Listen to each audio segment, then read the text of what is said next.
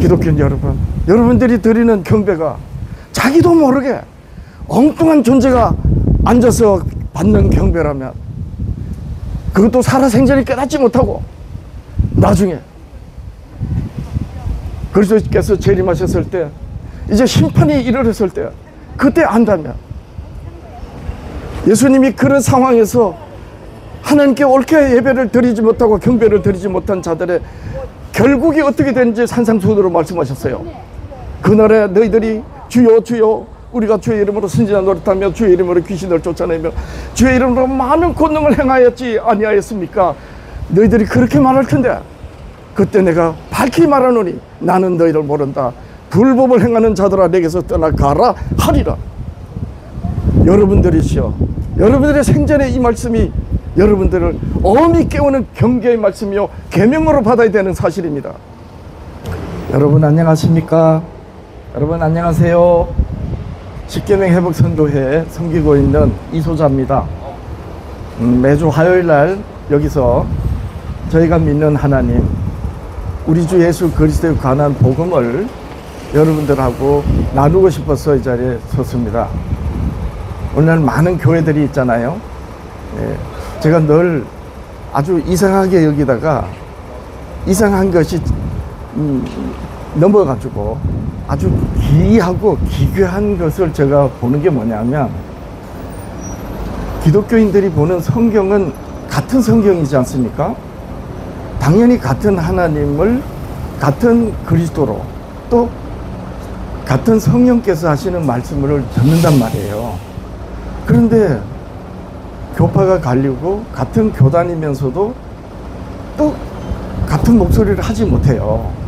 그래서 오늘날 기독교는 정통을 주장하고 또 비정통이라 이러고 또 이단이라고 이러거든요. 그러면 정통과 비정통, 이단에 대한 분명한 기준이 있을 텐데 그것은 분명히 성경에 있을 거거든요. 그런데 그 부분을 알려고 안 하는 거예요. 그리고 이상한 게 뭐냐, 나아가서 아주 기괴한 게 뭐냐 하면, 분명히 서로 다른 말을 한다는 것은 성경을 잘못 이해하고 있다는 분명한 증거인데, 그러면 성경을 오해한다는 것은 예수 그리스도께서 세상을 구원하시는 그 희생에 대하여 바르게 알지 못하다는 거 아닙니까? 그렇다면 내 영혼의 안전은 분명히 그리스도 안에서 안전한가, 내 영혼은 어떤가, 이걸 살펴야 되지 않습니까? 저는 영혼 불지옥을 말하는 기독교인들의 말을 저는 동의하지 않습니다. 왜냐하면 영혼 불지옥에 구원받지 못한 사람들이 영원히 고통당한다면 그 영혼 불지옥도 분명히 하나님이 창조하신 것이어야 되거든요. 왜냐하면 영혼 불지옥이 하나님이 창조하신 것이 아니고 스스로 존재하는 것이라면 그것이 하나님이 아닙니까? 그렇기 때문에 영혼 불지옥도 분명히 있다면 하나님이 창조하셔야 돼요. 자, 여기서 문제가 뭐냐면, 처음에는 하나님이 좋았더라 좋았더라 힘이 좋았더라 하면서 그렇게 창조하셨지 않습니까? 그렇게 창조하신 힘이 좋았더라는 것에는 죄가 없었을 때니까 영혼 불지옥이 없었겠죠. 그래서 힘이 좋았을 수 있어요. 그런데 예수님이 세상을 심판하시는 그 심판에서 희생하심으로 말미암아 구주가 되시고 난 다음에 이제 하늘에 오르시고 장차 재림하실 거거든요. 그 재림하시는 그 이후의 세계를 보면 새 하늘과 새 땅이라고 그래요. 자, 다시 말해서 이전 하늘은 없어지고 전에 있던 땅도 없어지고 새 하늘과 새 땅이 된답니다. 자, 그러면 전에는 하나님이 힘이 좋았더라고 창조하신 하나님의 창조 세계에 나중에 죄가 들어와 가지고 영혼 불지옥 그 심판하시기 위해서 영혼 불지옥에 있다라고 한다면 뭐 억지로 설명이 돼요. 그런데 나중에 새 하늘과 새 땅이 됐을 때에 그 영혼 불지옥은 그러면 어디에 있다는 겁니까? 만약에 새 하늘과 새 땅이 됐는데도 영혼 불지옥이 땅속 어딘가 아니면 우주의 어딘가 아니면 영적인 어딘가에 있다면 그러면 하나님의 창조 세계가 새 하늘과 새 땅 어디인가에 영원 불족이 있다는 거 아닙니까? 저는 그래서 안 믿는 거예요, 영원 불족을. 영원 불족이 있다는 것은 영원히 심판의 저주를 받으면서 아 뜨거 영원히 그런 불족이 있다면 어떻게 그 하나님이 아가페 하나님이시고 그 심판이 공의롭습니까? 다시 말해서 영원 불족을 말하는 것은 하나님을 너무나도 모욕하는 말인 거예요. 자, 제가 여러분들한테 이렇게 드리는 말씀이 사실이든 아니든 영원 불족을 가지고 있다 없다 이건 시비할 것이 아니라는 겁니다.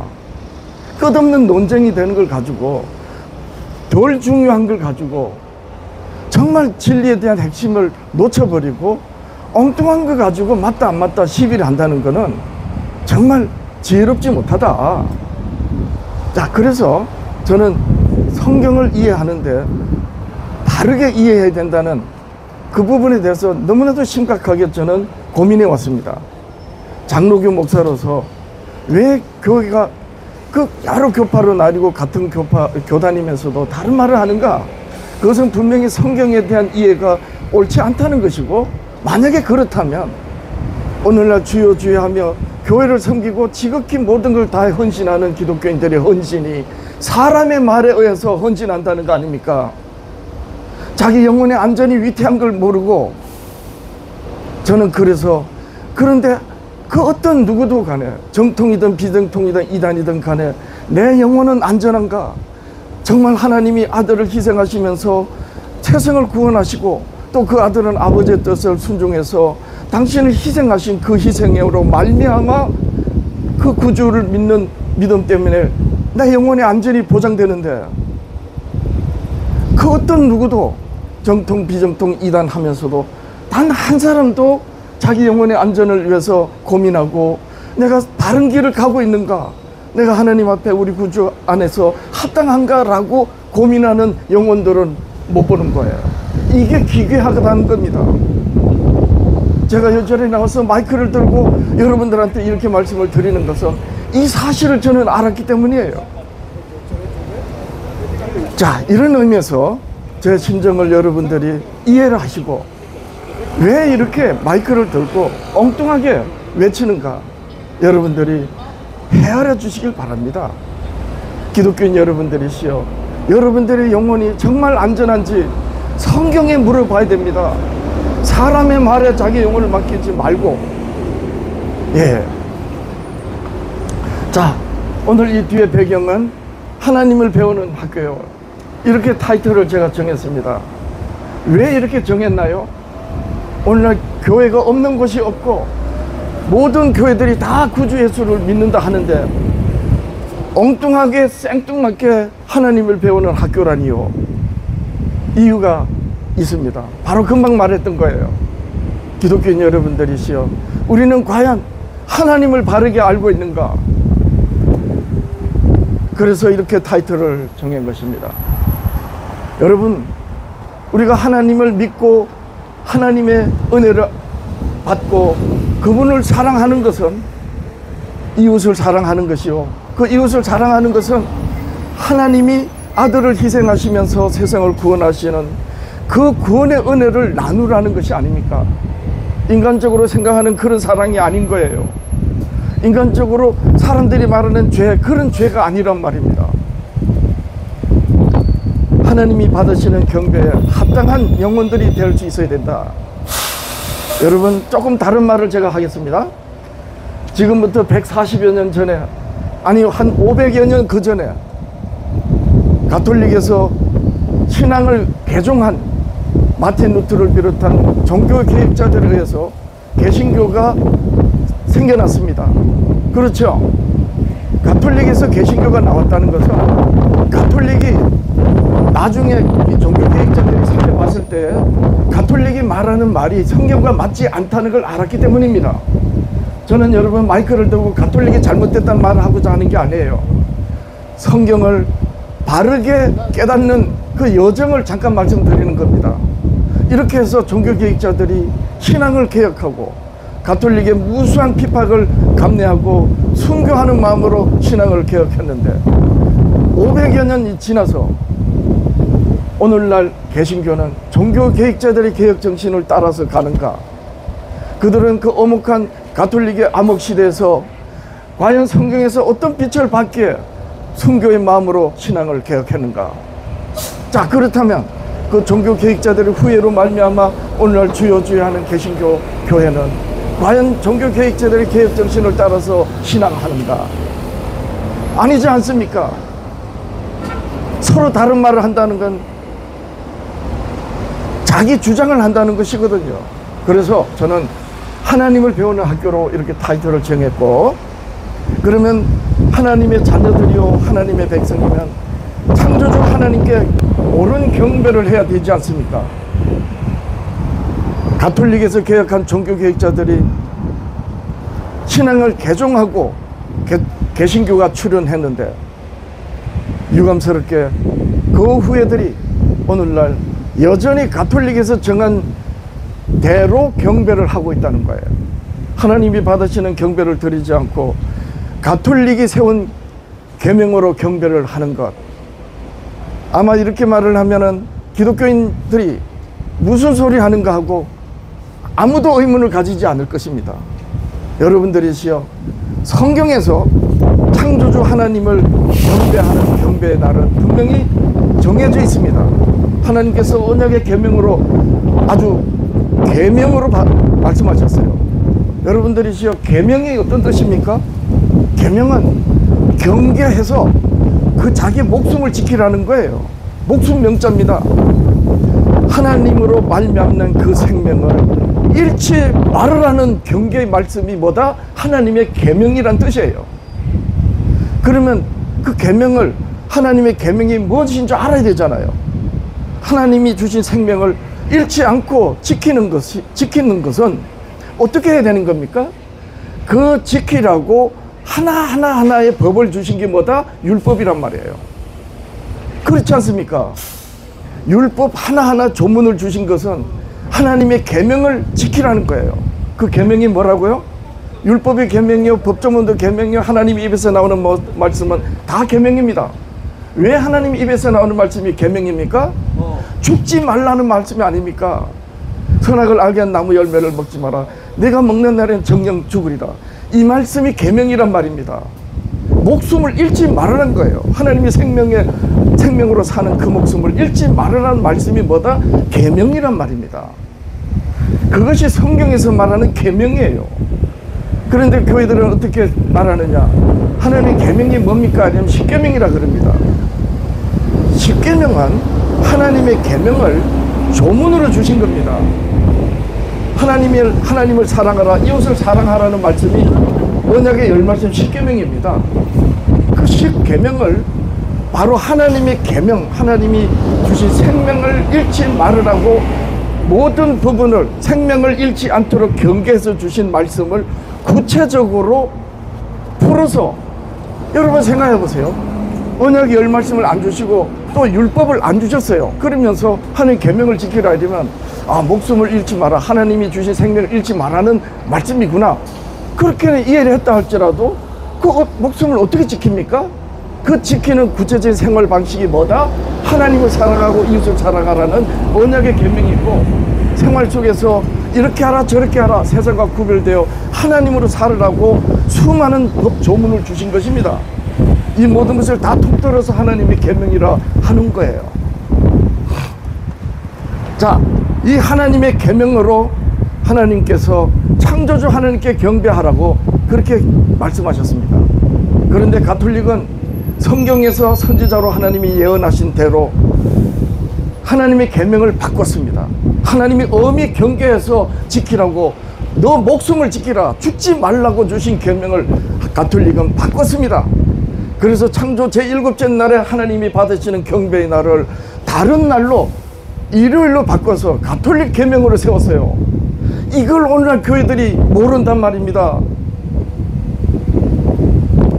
그런데 500여 년 전에 종교개혁자들은 이 사실을 알았는가? 다 알 수는 없죠. 깜깜한 밤, 칠흑같이 어두운 암흑에서 새벽에 여명처럼 다가오는 성령을 본 정도였던 거예요. 그렇게 계획으로 나아갈 수 있는 첫걸음을 걸었으면 그 후예들은 지금쯤 500여 년 지나서 지금쯤 하나님이 받으시는 옳은 경배를 해야 되지 않습니까?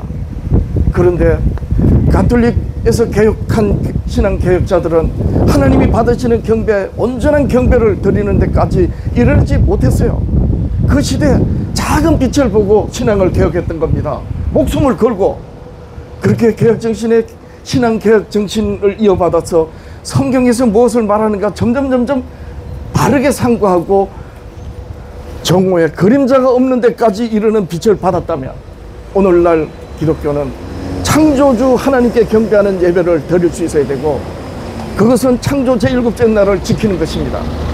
그런데 오늘날 교회들은 여전히 가톨릭 계명으로 하나님께 경배를 하니 그 경배를 받는 자가 누구인가? 하나님의 계명, 목숨, 하나님의 생명으로 사는 그 목숨을 잃지 말라고 엄히 명하여 주신 계명을 변개해서 가톨릭이 세우신 가톨릭의 계명으로 경배하니 그 경배를 받는 존재가 누구이겠습니까? 하나님이 엄히 명하신 계명을 변개하도록 미혹한 미혹의 영, 그가 받는 거 아니겠습니까? 자, 이렇게 얘기를 하면 다 귀닫습니다. 일요일은 거룩한 주일이라고 이래가면서 아까 제가 영원 지옥이 있어야 되느냐 없어야 되느냐 말을 했죠. 하나님이 창조 세계로 하나님이 좋았더라 힘이 좋았더라 그리고 나서 새 하늘과 새 땅을 연결해서 보면 영원 불지옥은 없어야 되는 것이 당연한 합당한 논리이고 상식적으로 이해가 되는 거예요. 그런 것처럼 오늘날 일요일이 과연 하나님께 드리는 경배인가 아닌가를 살펴야 되는 것입니다. 그런데 종교개혁자들은 이걸 몰랐어요. 근데 여러분들이시여 그렇게 일요일을 가톨릭에서 일요일에 경배를 드리던 그 경배를 다시 바꾸지 못하고 하나님께 창조 7째 날에 드리는 경배를 드리지 못하고 시간이 쭉 왔다가 지금부터 140여 년 전에 마침내 하나님이 받으시는 경배를 회복할 수 있는 기회가 있었어요. 여러분들이시여 미국이라는 나라는 유럽의 청교도들이 이 세상에 사람이 임금인 나라가 아니고 하나님이 왕인 나라를 가서 살자고 해서 대서양을 건너서 미국이라는 곳에 기독교 국가를 세웠습니다. 그리고 그 기독교 국가 미국은 전 세계에 선교 대국으로서 전 세계 예수 그리스도를 전했습니다.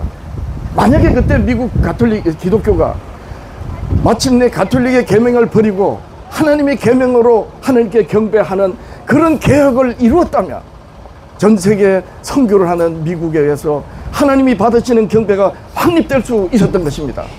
그런데 유감스럽게 그 기회가 있었어요. 140여 년 전에 140여 년 전에 미국 시카고에서 세계 박람회가 있었습니다. 5개월 동안 기간이었는데 일요일 날에 박람회를 열 것인가 말 것인가 이걸 두고 시비가 됐습니다. 왜 시비가 됐느냐? 장로교를 비롯한 개신교에서 일요일은 거룩한 주일이기 때문에 상업을 목적으로 하는 그런 회는 하면 안 된다, 반대를 한 겁니다. 자, 이때 제7일 안식 예수재림교회가 아니다, 만약에 그렇다면 안식일은 토요일이다, 이렇게 주장을 했습니다. 이것이 시비 됐거든요. 그 시비를 지켜보던 미국 가톨릭 신부가 가톨릭 기관지 미러지에다 대고 제7일 안식 예수재림교회가 말하는 것이 성경적이라는 것을 확인해 줬습니다. 가톨릭이 일요일에 예배를 드리는데 성경적으로 하나님이 받으시는 경배의 날은 제7일 안식일, 토요일 안식일 맞다, 이렇게 인정을 해줬거든요. 제가 왜 이런 얘기를 하느냐, 그때 만약에 개신교가 사실이 그러한가 하여 제7일 안식 예수재림교회 말을 듣지 않는다 하더라도 가톨릭의 신부가 그렇게 말을 하니 이것이 사실인가 하고 성경에서 살폈다면, 그리고 가톨릭 신부가 그냥 말한 게 아니에요. 과연 일요일이 맞느냐, 창조 7째 날이 맞느냐, 이 부분을 상세하게 4번에 걸쳐 가지고 가톨릭 미러지 기관지에다 사설로 밝혔어요.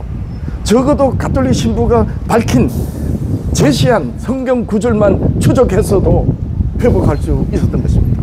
그러니까 만약에 미국이 일요일이 가톨릭 계명이었고 하나님이 창조주 하나님께 경배하는 것은 성경적인 경배의 날이 유대인들이 지켰고 아브라함이 지켰던, 이스라엘이 지켰던 창조 제7째 날이라는 걸 알았다면 미국 선교 대국이 전 세계에 창조 7째 날을 전하는 그런 교회가 그런 나라의 교회가 됐지 않겠습니까? 근데 이걸 놓쳐버린 거예요. 제2의 종교개혁, 지금부터 500년, 600년 전에 종교개혁자들이 목숨 바쳐 순교하는 마음으로 신앙을 개혁한 그 신앙 개혁이 마침내 완성될 수 있었는데 놓쳤단 말입니다. 그래서 너무나도 안타까운 거예요. 가톨릭 신부가 가톨릭 기관지 미러지에 대한 글귀 하나를 소개하겠습니다. 개신교는 가톨릭 교회를 가리켜 배도한 교회라고 주장해왔다. 그러나 개신교가 일요일 교회를 수용하고 일요일 주일을 준수를 엄격히 주장할 때 반드시 명심해야 할 것은 개신교인들이 지키는 일요일 제도는 가톨릭 교회에서 유래한 것이다. 이걸 공식적으로 밝혔단 말이에요. 그러면서 뭐라고 했느냐? 성경적으로 하나님께 경배한다면 창조 제7째 날 토요일날 해야 된다고 이렇게 밝힌 거예요. 성경이 가르치면과 약속들에 위배되는 제도라는 것이다. 무엇이? 일요일 경배. 여러분, 기독교인 여러분, 여러분들이 드리는 경배가 자기도 모르게 엉뚱한 존재가 앉아서 받는 경배라면 그것도 살아생전에 깨닫지 못하고 나중에 그리스도께서 재림하셨을 때 이제 심판이 이르렀을 때 그때 안다면 예수님이 그런 상황에서 하나님께 옳게 예배를 드리지 못하고 경배를 드리지 못한 자들의 결국이 어떻게 되는지 산상수훈으로 말씀하셨어요. 그날에 너희들이 주여 주여 우리가 주의 이름으로 선지자 노릇하며 주의 이름으로 귀신을 쫓아내며 주의 이름으로 많은 권능을 행하였지 아니하였습니까? 너희들이 그렇게 말할 텐데 그때 내가 밝히 말하노니 나는 너희를 모른다. 불법을 행하는 자들아 내게서 떠나가라 하리라. 여러분들이시여, 여러분들의 생전에 이 말씀이 여러분들을 엄히 깨우는 경계의 말씀이요 계명으로 받아야 되는 사실입니다. 그럼 몰라면 여러분들이 신앙은 아무것도 아니게 됩니다. 자, 이런 의미에서 제가 여러분들한테 이렇게 질문 드리겠습니다. 예수님께서 천국을 전파하셨어요. 예수님이 이 땅에 전파하신 것은 하나님의 나라입니다. 하나님 나라에 가까웠으니 회개하고 복음을 믿으라 그랬던 거예요. 회개는 죄를 인정하라는 거지 않습니까? 회개는 죄를 인정하라는 거예요. 근데 비기독교인들한테 당신들이 죄이니까 회개하세요 이러면 얼마나 기분 나쁜 겁니까? 성경이 말하는 죄는 사람들이 생각하는 그런 죄가 아니에요. 예수 그리스도를 믿지 않은 것이 죄입니다. 왜? 우리가 있기 전에, 우리가 태어나기도 전에 우리 주님이 우리를 구원하시는 희생을 하셨거든요. 그때 난 몰랐는데요. 모르는 것이 죄라 그랬어요. 어쨌든 간에 회개하라는 것은 죄를 인정하라는 겁니다. 그리고 복음을 믿으라는 것은 그 죄를 속량하신 구주 예수 그리스도를 믿으라는 거예요. 근데 정통교회도 예수, 비정통도 예수, 이단도 예수예요. 그 어떤 교회 예수가 진짜입니까? 어떤 교회 예수가 진리의 그리스도인지를 알게 하는 말씀이 뭐다? 복음이란 말입니다. 그 복음을 예수님이 전하신 거예요. 누구 말씀? 하나님 아버지의 말씀입니다. 자, 이렇게 해서 천국에 관하여서 이제 천국을 선포하셨는데 사람들이 못 알아들어요. 이 세상에 육체로 태어난 사람들은 이 세상은 이해를 하는데 안 가르쳐줘도 알죠. 근데 천국이 따로 있대요. 종교적인 관념에 지옥이 있다는 이 추상적이고 관념적인 생각에서 하나님의 나라가 있다는 거는 누구나 다 인정합니다. 비기독교인들도. 그러니까 그 하나님의 나라를 어떻게 사는지는 말해줘야 되잖아요. 그래서 하나님께서 천국을 씨 뿌리는 비유로 하셨어요. 길가에도 뿌리고, 또 기독교인들이 씨 뿌리는 비유를 하는데 그 자체가 잘못된 말입니다. 여러분, 씨 뿌리는 비유가 아니에요. 예수님의 비유의 말씀은 본래 핵심은 뭐냐? 씨 뿌리는 자의 비유입니다. 그래서 씨를 뿌리는 자가 어디다 뿌리느냐? 돌짝밭에도 뿌리고, 길가에도 뿌리고, 가시덤불 아래도 뿌리고, 좋은 옥토에도 뿌렸어요. 여러분, 씨는 하나님의 말씀이라 그랬습니다. 예수님 풀어서 말씀하실 때. 그 예수님께서 이제 씨 뿌리는 그 천국의 말씀을 하시는데, 이래 보고, 저기는 돌짝밭이야. 저는 저 안 받아들일 거야. 그럼 안 뿌리고. 또 길가에도, 저기는 안 돼. 여러분, 하나님이 씨를 뿌릴 때 골라가면서, 옥토에다 뿌린다?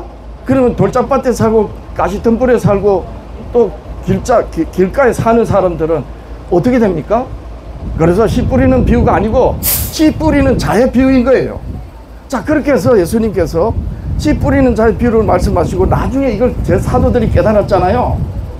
깨닫고 난 다음에 예루살렘과 온 유다와 사마리아와 땅끝까지 가서 어떻게 해요? 우리 주 예수 그리스도의 증인이 되라고 하셨습니다. 여러분, 씨 뿌리는 자의 비유를 한번 놓고 보세요. 예루살렘이 어디예요? 옥토잖아요. 사마리아는 길가, 그리고 사마리아 넘어서 온 유다 땅. 예루살렘은 옥토라고, 온 유다는 길가로 할 수 있겠죠. 그리고 사마리아는 가시덤불. 그리고 땅끝에 사는 사람들은 뭡니까? 돌짝밭에 사는 사람들이 아닙니까? 그런데 예수님은 어떻게 했느냐? 옥토이든 돌짝밭이든 가리지 않고 뿌렸어요. 왜 세상을 구원하셔야 되잖아요. 돌짝밭도 가시덤불도 또 뭡니까? 길가도 옥토도 다 이 세상이 아닙니까? 그런데 이거 여기 옥토니까 내가 뿌리고, 여기는 돌짝밭, 이거 소용없어 안 뿌리고, 이게 말이 됩니까? 그래서 사도들은 이 사실을 알고 어디 가서 순교했어요? 돌짝밭에 떨어져서 순교하고, 가시덤불에 가서도 떨어져서 순교한 겁니다. 그래서 엄격히 말하면 씨 뿌리는 비유가 아니고 씨 뿌리는 자의 비유예요. 자, 이렇게 씨를 뿌릴 때, 씨 뿌리는 비유를 말씀하시고 난 다음에 뭐라고 하셨느냐? 들을 귀가 있는 자는 들으라 그러셨어요. 그리고 요한계시록으로 하늘지정세에 중보하시는 그리스도께서 밤모섬의 사도 요한으로 성령이 하시는 말씀을 들을 귀가 있는 자는 들을지어다 했습니다. 여기서 여러분 질문합니다. 우리 집사님 여러분들 대답해 보세요. 들을 귀가 있는 자가 누굽니까? 어떤 자가 들을 귀가 있는 자입니까? 들을 귀가 있는 자는 들으라. 귀 있는 자는 들으라. 어떤 사람이 들을 귀가 있는 거예요? 상식적으로 제가 말씀을 드려볼게요. 여러분, 듣고 싶은 마음이 없는데 듣습니까? 여러분 들으시오. 들을 귀가 있는 자는 그 말씀을 듣는 마음이 있는 자란 뜻입니다. 알고 보면. 제가 증명해 드릴게요. 성경으로. 여러분, 이 지구상, 이 지구가 존재하는 이 지구 역사상 가장 지혜로운 사람이 누굽니까? 가장 지혜롭다고 했던 사람이 누구예요? 이 사람 이전에도 없었고 이 사람 이후에도 없다 그랬어요. 따라서 이 지구상에서 가장 지혜로운 사람은 솔로몬입니다. 그 솔로몬이 하나님의 성전을 지으면서 이렇게 하나님께 기도했습니다. 하나님이시여, 제가 오늘날 이스라엘의 왕으로 위에 오릅니다. 그런데 제가 왕의 위에 오르는 것은 나로 인해가 아니고 내 아비 다윗의 공덕입니다. 그런데 여러분, 하나님 아버지시여, 아비의 덕분에 제가 왕이 되었사오나 종은 출입할 줄 모르는 어린 아이입니다. 그런데 백성은 많습니다. 이 많은 백성들을 선악을 분별할 수 있는 지혜로 재판할 수 있게 하옵소서. 이렇게 기도했어요. 솔로몬이 뭐를 어떻게 기도했다고요? 자기는 왕에 오르는데 출입할 줄 모르는 어린아이라는 거예요. 여러분, 집안에서만 있으면 생활하는 게 아닙니다.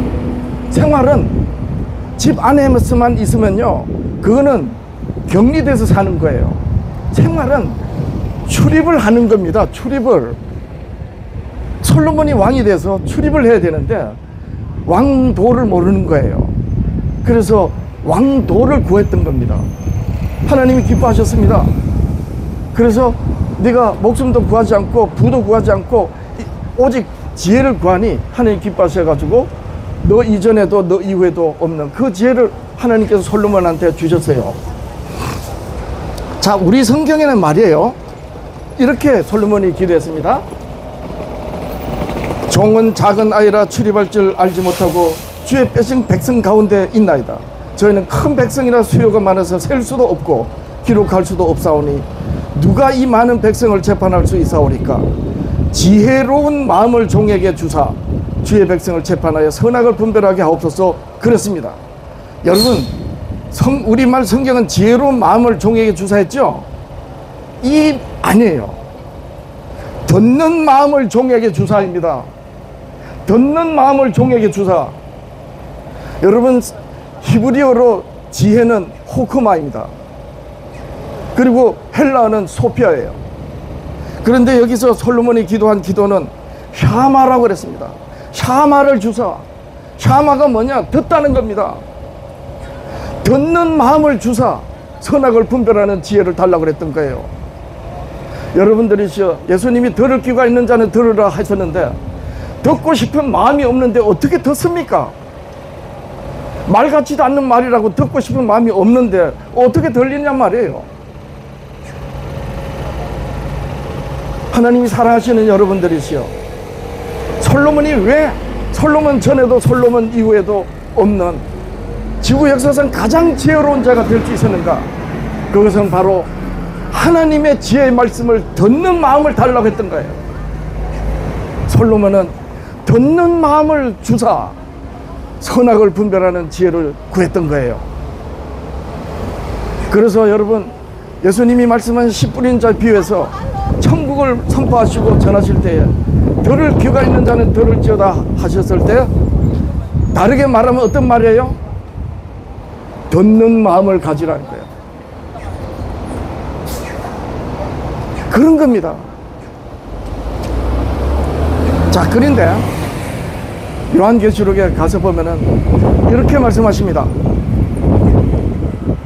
요한계시록 13장에 마지막 절이에요. 18절. 지혜가 여기 있으니 총명이 있는 자는 그 짐승의 수를 세보라. 그 수는 사람의 수니 666이라. 666 하면 많은 설들이 있습니다. 짐승의 수가 뭐니 저는 오늘 그 말씀하는 게 아니에요. 지혜가 여기 있으니 총명이 있는 자는 듣는다는 거예요. 여러분, 지혜가 어디 있다는 거예요?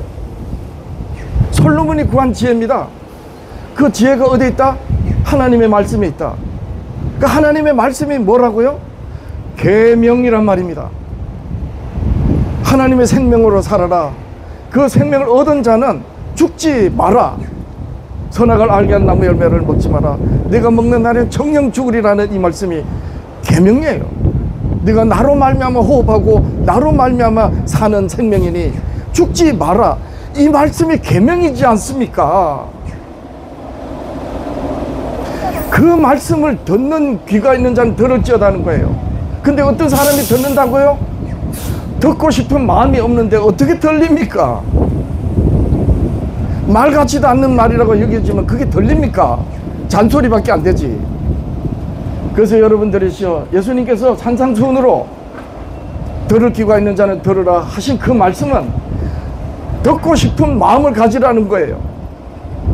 그래서 히브리어로는 솔로몬이 지혜로운 마음을 달라고 했는데, 솔로몬이 구한 지혜로운 할 때 지혜가 히브리어는 호크마, 지혜가 아니고 샤마, 듣는 마음을 달라 했던 거예요.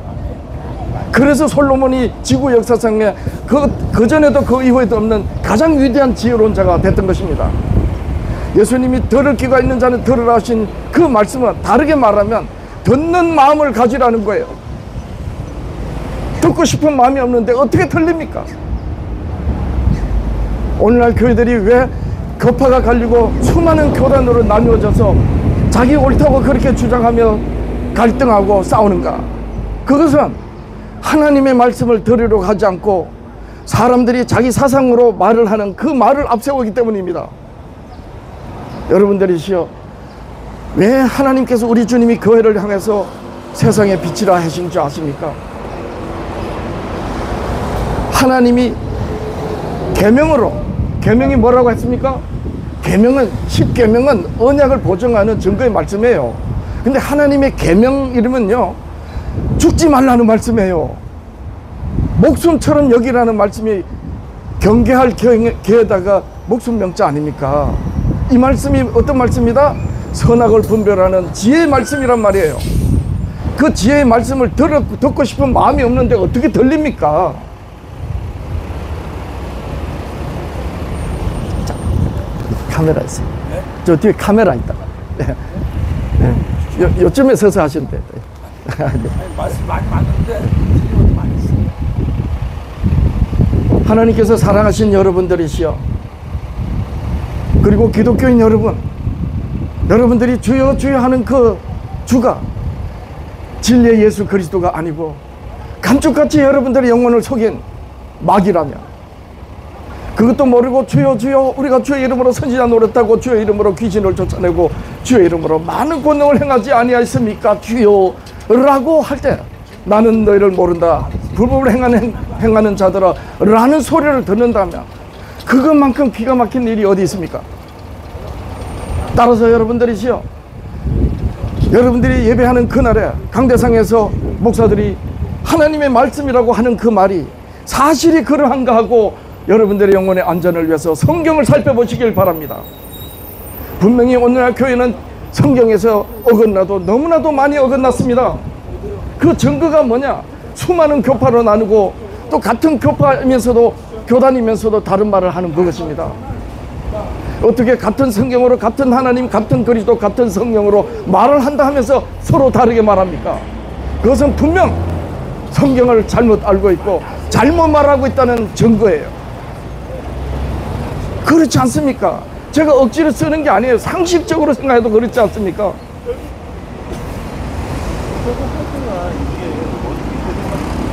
세상의 소금이고 세상의 빛이라 교회가 그렇다는 거예요. 세상의 소금이 뭔가? 하나님의 계명을 가지고 있다는 뜻이에요. 하나님의 증거의 말씀을 가지고 있다는 것, 이게 소금입니다. 그럼 빛은 그 말씀을 세상에 전하니 사람들이 듣고 예수 그리스도를 믿으니까 세상의 빛이라 하신 것입니다. 그런데 오늘날 교회들은 너무나도 다르게 말합니다. 참으로 안타깝지 않습니까? 예배 드리는 날에 천사의 모양을 하고 하나님께 노래하지만 그 노래가, 그 경배가 하나님께서 토할 것 같다고, 구역질 난다고 하는, 말라기 시대로 말하면 제사장들이 쩔룩거리고 병든 것을 가지고 하나님께 드리고 좋은 건 지들이 다 먹고, 또 신약시대 요한계시록으로 말하면 토할 것 같은, 그리스도를 문 밖에 세워놓고 저들만의 잔치를 하는 그런 교회라면, 그리고 그보다도 이러한 사실조차 모르고 있다면 이보다 더 기가 막힌 일이 어디 있습니까? 저희가 이렇게 길거리에 나와서 마이크를 들고 육성으로 여러분들한테 외치고 호소하는 이유가 여기에 있습니다. 기독교인 여러분들이시여, 여러분들의 영혼의 안전을 위해서, 그리고 여러분들이 세상과 소금과 빛으로의 사명을 받은 사명자로서 바르게 행하려면 성경을 주목하시고, 교회에서 어떻게 성경을 어그러뜨려서 말을 하는지, 여러분들의 영혼의 안전을 위해서, 여러분들의 가족과 여러분들의 지인들을 위해서, 그리고 이 사회 공동체와 이 나라와 민족을 위해서 여러분들이시여 성경을 바르게 이해하는 여러분들이 되시기를 예수님의 이름으로 간절히 부탁드리고 축복합니다. 오늘 저는 이런 말씀을 드렸습니다. 하나님을 배우는 학교, 우리도 모르는, 우리 자신도 모르게 엉뚱한 길을 가고 있지 않은가. 기독교인 여러분, 부디, 그리고 여러분, 말씀을, 이 마이크를 놓기 전에 한 말씀 더 드립니다. 하나님께서 아브라함과 처음 언약하실 때 이렇게 말씀하셨어요. 내가 너를 복주는 자 만민이 너로 말미암아서 복을 받으리라. 왜? 예수님이 아브라함의 후손 이스라엘로 오시니까요. 그때 약속을 이렇게 하셨습니다. 참으로 경계에 말씀하신 거예요. 엄히 경계하는 계명으로 뭐라 말씀하시느냐. 내 후손이 바다의 모래가 들지라도 남은 자만 돌아오리. 이 말씀을 풀어서 우리 주님이 산상수훈으로 어떻게 말씀하신 줄 알아요? 좁은 길을 가는 자는 적다. 같은 말입니다. 주여 주여 오늘날 교회들이 없는 곳이 없고 교회 다니는 사람들은 다 하나님을 믿는다고 합니다. 적어도 대한민국만 해도 10명 중에 2명은 기독교인입니다. 교회가 없는 곳이 없습니다. 그런데 여러분, 가톨릭까지 합하면 1500만이 된다고 합니다. 한때는 개신교가 1200만 개신교라 그랬어요. 그런데 여러분들이시여, 기독교인 여러분들이시여, 아브라함의 자손이 바다의 모래가 들지라도 남은 자만 돌아오리라. 예수님이 산상수훈으로 저번 길을 가는 자는 적다 했습니다. 얼만큼 적은 줄 아세요? 예수님께서 이 땅에 2000년 전에 초림하신 것은 장차 재림하신다는 증거에 계십니다. 그때 예수님이 아기 예수로 태어나실 때 그 예수님을 영접한 사람이 몇 명이나 됐습니까? 말씀이 육신이 돼서 이 세상에 오셨을 때 자기 땅 자기 백성에게 오셨어요. 그래서 몇 명이나 영접했죠? 늙은 과부 안나, 그리고 천녀 요한의 어머니 엘리사벳, 남편, 그리고 샤가라 제사장, 들에서 양치는 목동, 그리고 이방인 동방의 박사들, 불과 얼마 안 되는 사람들이 아기 예수를 경배했습니다. 정말 적은 무리입니다. 오늘날 교회에 수많은 기독교인들이 있지만 그 기독교인들을 보고 예수님은 좁은 길을 가는 자는 적다. 여러분들이 말년에 그렇게 여러분들이 헌신했다고 생각했던 여러분들이 나는 너를 모른다라는 그런 말씀을 듣는다. 이보다 기가 막힌 일이 어디 있습니까? 성경을 왜곡해서 말하는 이 시대에 여러분들의 영혼의 안전을 성경에서 찾으시기를 여러분들한테 예수님의 이름으로 간곡히 권합니다. 저희 교회는 바로 옆에 있습니다. 하나님의 언약을 회복하는 우리가 되자 해서 십계명 회복 선교교회라고 했고 십계명 회복 선교를 하고 있습니다. 여러분들이시여 하나님이 받으시는 경배를 드리는 여러분들이 되시길 바랍니다. 사람이 변개해서 세운 엉뚱한 날에 경배하는 여러분들이 되지 마시고 그리하여 예수 그리스도를 믿는 여러분들의 모습에서 바르게 믿는 여러분들의 모습에서 하나님이 아담 부부를 지으시고 심히 좋았더라 하신 그 기쁨의 여러분들이 되시기를 예수님의 이름으로 축복합니다. 여러분 고맙습니다. 감사합니다. 여러분 고맙습니다.